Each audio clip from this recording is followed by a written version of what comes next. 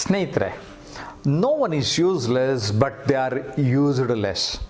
ಯಾರೂ ಅನುಪಯುಕ್ತರಲ್ಲ, ಆದರವರು ಇರುವ ಸಾಮರ್ಥ್ಯವನ್ನು ಬಳಸುತ್ತಿಲ್ಲ. ಅನುಪಯುಕ್ತತೆಯಿಂದ ಉಪಯುಕ್ತತೆಯೆಡೆಗೆ ನಾವೆಲ್ಲ ಸಾಗಬೇಕು ಅಂತ ಈ ವ್ಯಕ್ತಿತ್ವ ಪರಿವರ್ತನೆ ಕೃತಿಯಲ್ಲಿ ಹೇಳಿದ್ದೇನೆ ಸ್ನೇಹಿತರೆ.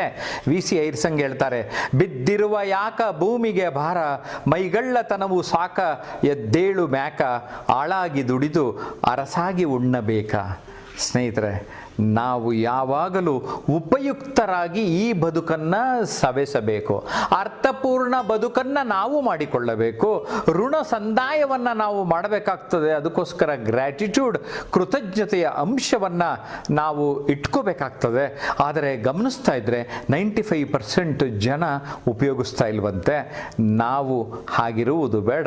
ಉಪಯುಕ್ತರಾಗಿ ನಮ್ಮ ಬಾಳನ್ನು living larger than the life ದೊಡ್ಡದಾಗಿ ಬಳಸ್ಕೊಳ್ಳೋಣ.